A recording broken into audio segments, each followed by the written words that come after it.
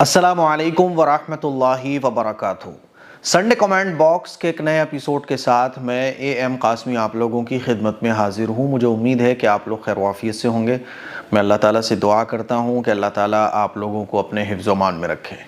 سب سے پہلے تو ہم لوگ 3 مرتبہ سورہ اخلاص پڑھ کر ایصال ثواب کر دیں ان لوگوں کے لیے جو دنیا سے جا چکے ہیں، اور دعا کریں کہ اللہ تعالیٰ جتنے لوگ بیمار ہیں اللہ ان کو شفا عطا فرمائے۔ ٹھیک ہے، یہ آپ ویڈیو کو روک کر 3 مرتبہ سورہ اخلاص پڑھ کر آپ دعا کر لیں، دل ہی دل میں کہہ دیں کہ اللہ اس کا ثواب جتنے لوگ اس دنیا سے جا چکے ہیں ان کو پہنچ جائے۔ سوالوں کا سلسلہ شروع کرنے سے پہلے میں آپ لوگوں سے ایک مرتبہ پھر یہ اپیل کرنا چاہوں گا کہ آپ لوگ قرآن مجید سے اپنا رشتہ مضبوط کریے، قرآن مجید کو سیکھیے، قرآن مجید کو اچھے سے پڑھنا سیکھیے، اور جب اچھے سے پڑھنا سیکھ جائیں تو اس کا ترجمہ اور معنی سیکھیے کہ قرآن میں اللہ ہم سے کہتا کیا ہے۔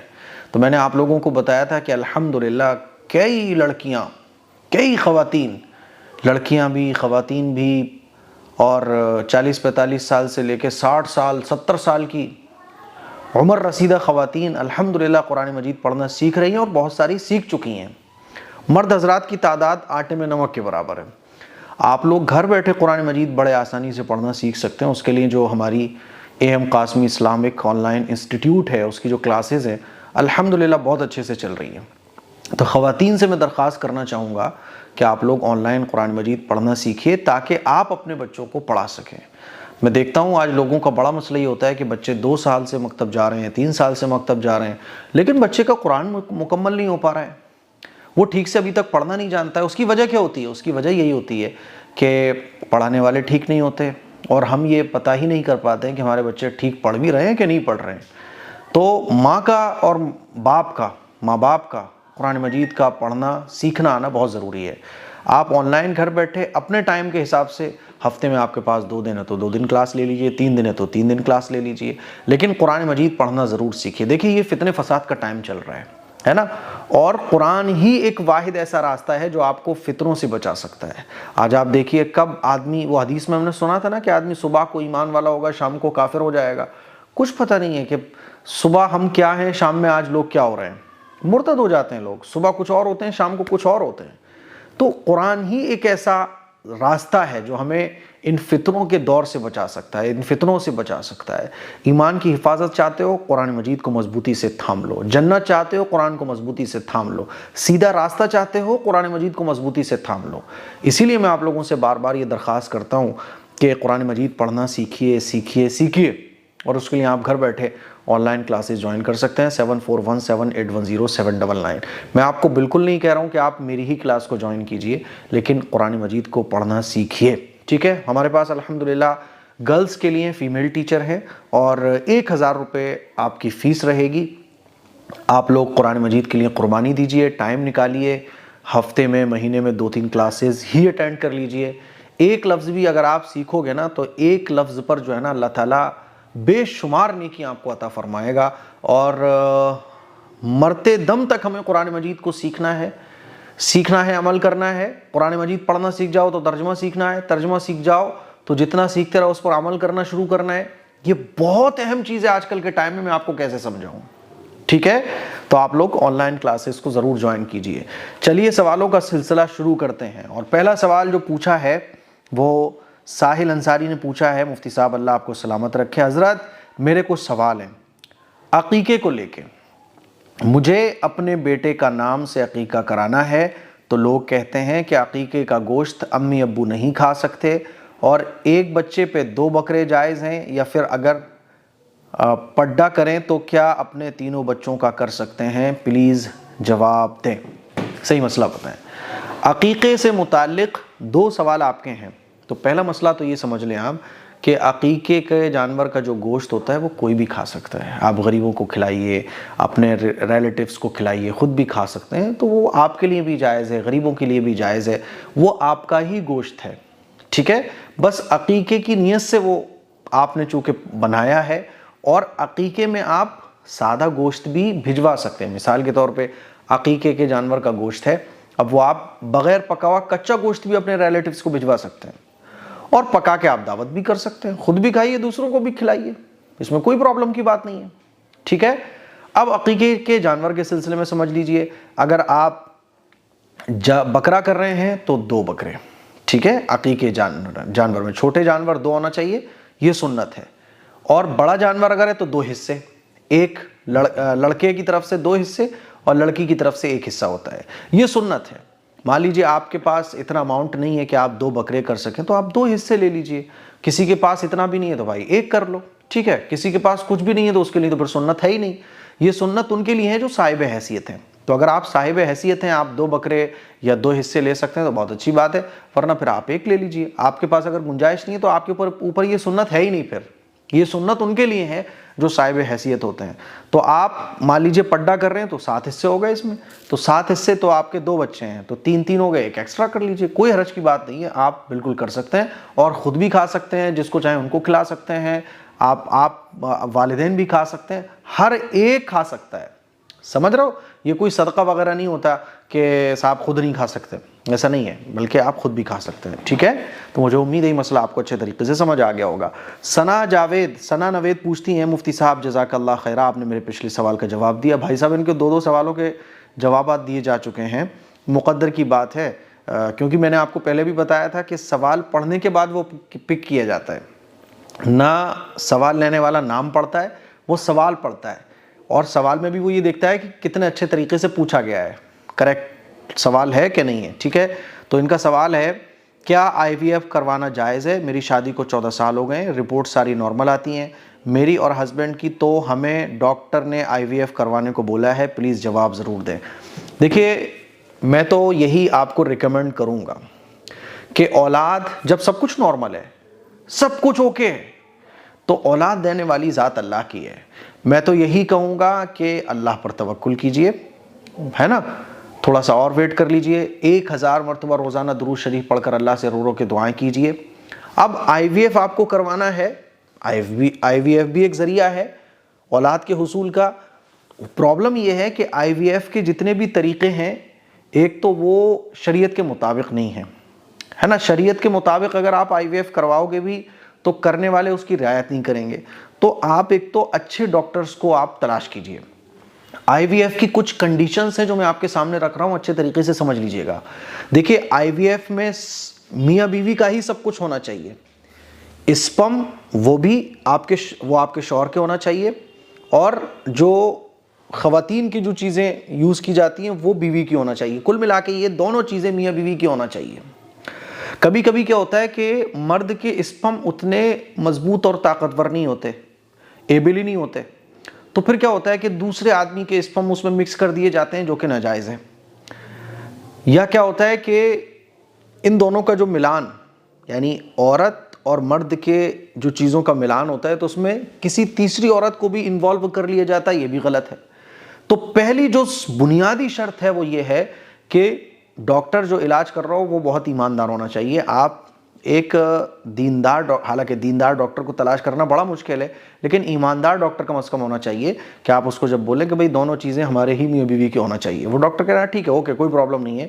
اس کا خیال رکھیں کہ جب یہ پروسیس ہوگا IVF کا تو ڈاکٹر اس بات کا خیال کرنے والا ہو، اس لیے میں کہہ رہا ہوں کہ مسلمان ہو، تاکہ وہ آپ کی بات کو اچھے طریقے سے سمجھ سکے کہ خواتین کا جو علاج کریں گی، یعنی جو بھی اسپم وغیرہ رکھ کے اور خواتین کے رحم میں ڈالا جاتا ہے خاتون کے، تو اس کو کرنے والی علاج بھی خاتون ہو، اور اس میں جو شریعت کے تقاضے ہیں کہ دیکھیے ایک عورت بھی دوسری عورت کی شرمگاہ کو بغیر حجاب کے، بغیر گلفز کے نہیں چھو سکتی، اور چھونے میں بھی اس درجے ہی احتیاط رکھی جائے گی جتنے میں کام ہو سکتا ہو۔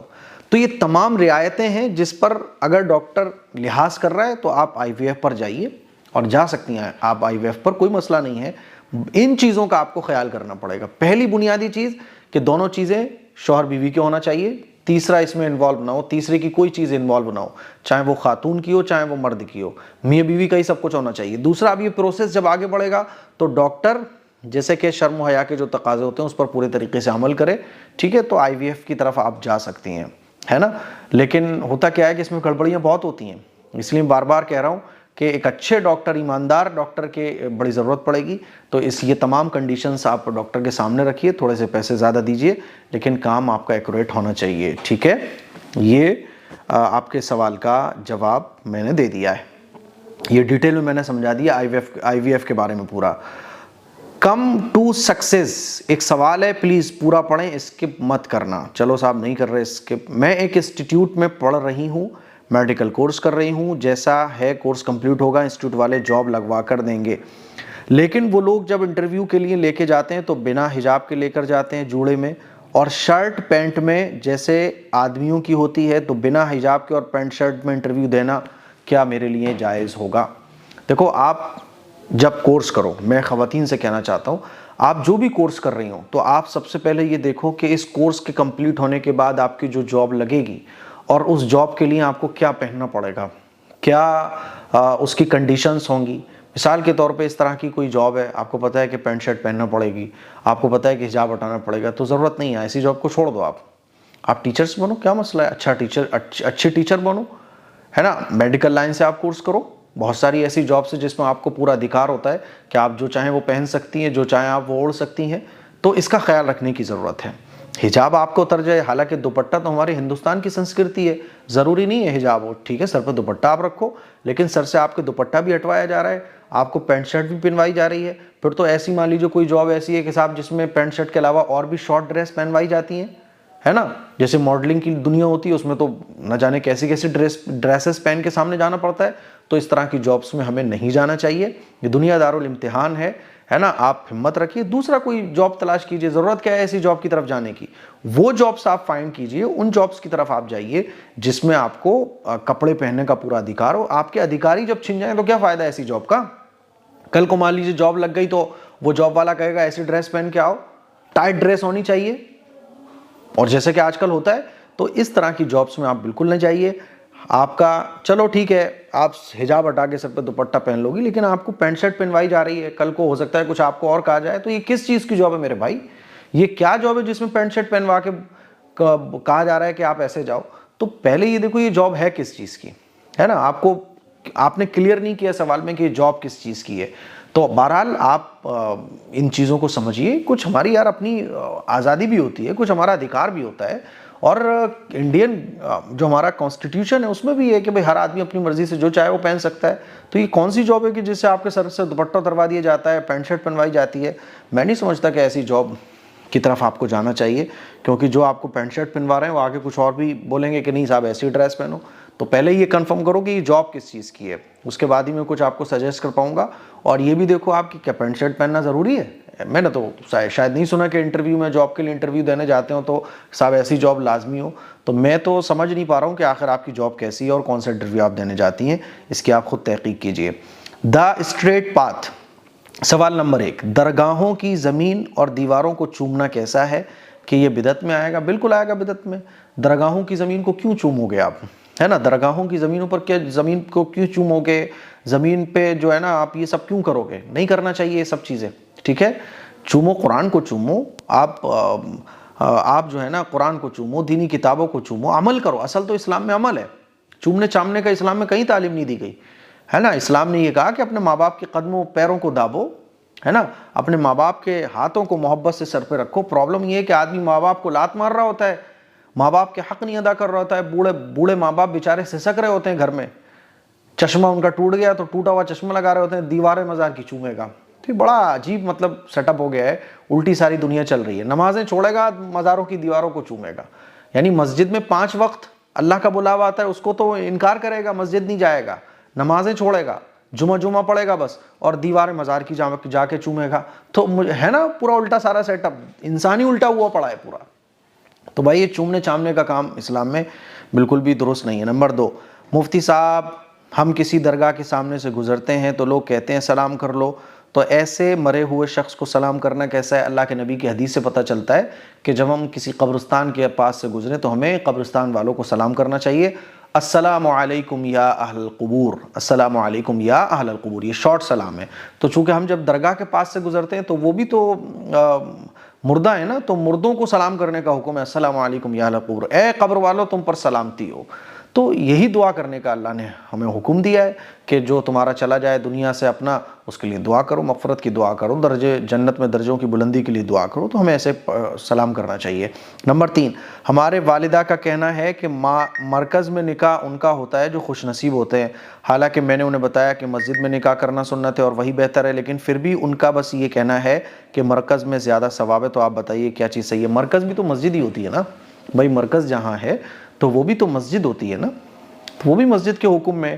مرکز میں آپ کی والدہ غالباً اس لیے کہہ رہی ہوں گی کیونکہ مرکز میں لوگ زیادہ ہوتے ہیں، تو جب نکاح کے بعد دعا ہوتی ہے تو اتنے سارے لوگ دعاؤں میں شامل ہوتے ہیں، سب اللہ کے راستے میں نکلے ہوتے ہیں، تو ایک ماحول اچھا مل جاتا ہے۔ اور مرکز بھی وہ مسجد ہی ہوتی ہے، آپ نظام الدین مرکز جائیے تو وہاں کیا ہے، جب اذان ہو جاتی ہے تو نماز بھی وہیں پڑھتے ہیں، تو مرکز بھی مسجد ہوتی ہے، ٹھیک ہے۔ چلیے، تو آپ کی والدہ جہاں کہہ رہی ہیں وہاں کر لیجئے، کیا حرج ہے، والدہ بھی خوش ہو جائیں گے اور مرکز بھی مسجد ہے، بات ختم۔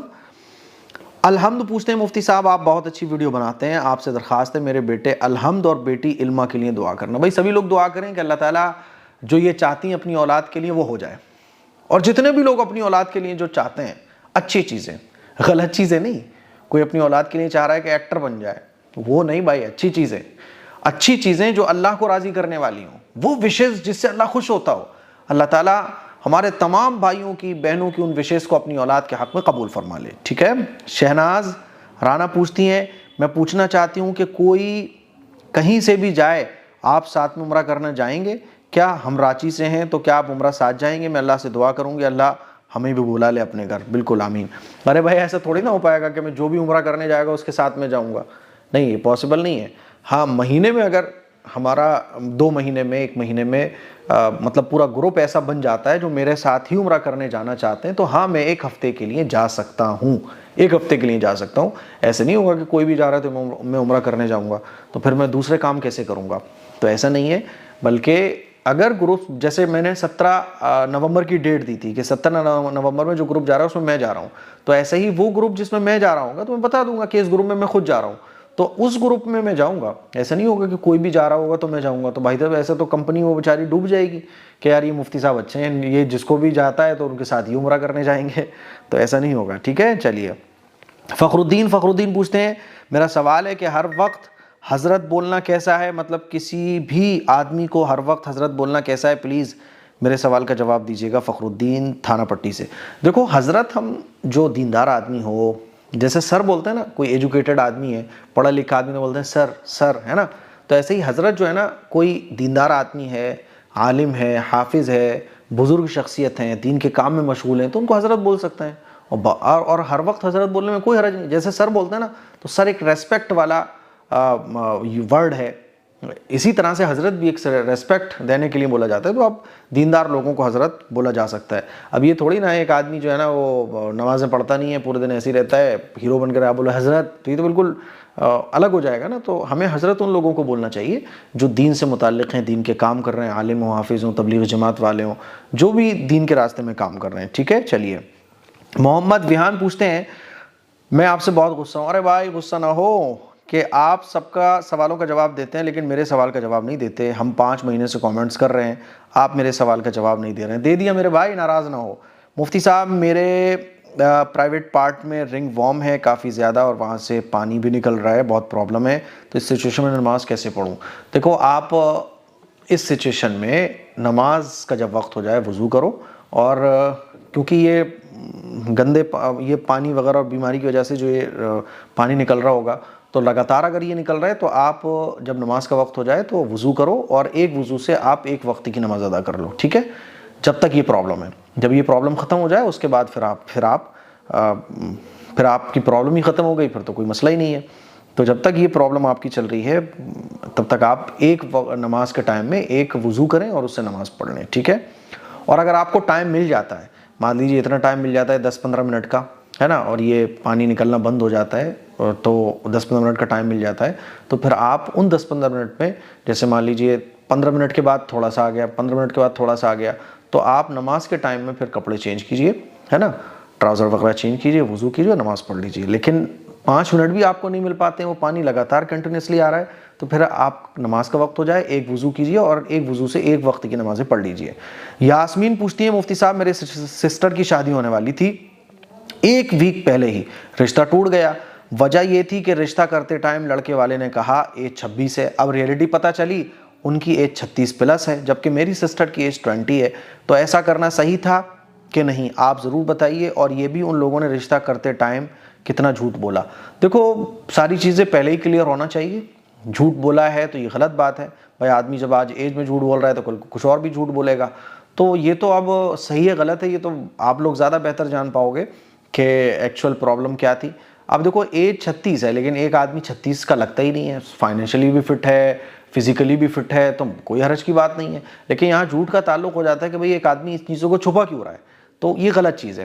پھر 20 سال کی لڑکی ہے، 36+ مطلب 40 کے قریب ہے، تو یہ گیپ بھی بہت زیادہ ہے۔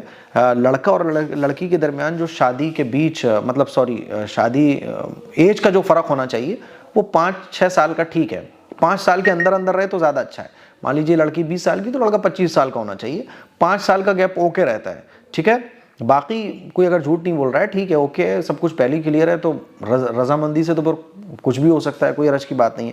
لیکن لڑکے نے چونکہ جھوٹ بولا تو جھوٹ نہیں بولنا چاہیے، اور جھوٹ بولنے کی وجہ سے رشتہ آپ نے ختم کر دیا، تو یہ آپس کے مسئلے ہوتے ہیں، ظاہر سی بات ہے بھائی، ٹرسٹ نہیں ہو پا رہا ہے، جب ایک آدمی دھوکہ دے رہا ہے تو ختم کر دیا، کوئی بات نہیں، کوئی اور دوسرا دیکھیے۔ اب یہ صحیح ہے غلط ہے یہ تو اللہ بہتر جانے، اور یہ فیملی میٹرز ہوتے ہیں، تو بھائی میں آپ کی فیملی کو بھی نہیں جانتا، ان کی فیملی کو بھی نہیں جانتا، تو میں کیسے کہہ سکتا ہوں کہ صحیح ہے یا غلط ہے؟ آپ کی فیملی کو ٹھیک لگا تو ٹھیک ہے، کچھ چیزیں ہوتی ہیں جو فیملی میٹرز ہوتے ہیں، یعنی فیملی کو ٹھیک لگ رہا ہے تو ٹھیک ہے، نہیں لگ رہا ہے تو نہیں ہے، میں اس میں کیا کہہ سکتا ہوں۔ ہاں شرعی اعتبار سے اتنا گیپ نہیں ہونا چاہیے عمر میں۔ انجم میک اپ، مفتی صاحب آپ کی بہت پرانی سبسکرائبر ہوں، میں آپ کی ساری ویڈیو دیکھتی ہوں، بہت زیادہ پازیٹیوٹی ملتی ہے۔ نمبر 1، آج کل میں بہت زیادہ پریشان ہوں، میرے بیٹے کو سفید داغ ہو رہے ہیں، کیا کروں؟ دوائی چل رہی ہے پھر بھی ٹھیک نہیں ہو رہے ہیں، اللہ تعالیٰ شفا عطا فرمائے۔ آپ جب دوا کھلائیں تو 11 مرتبہ سورہ فاتحہ پانی پر دم کر کے اور 11 مرتبہ سورہ فاتحہ دوا پر دم کر کے اپنے بیٹے کو دوا کھلایا کریں اور پانی پلایا کریں، ٹھیک ہے؟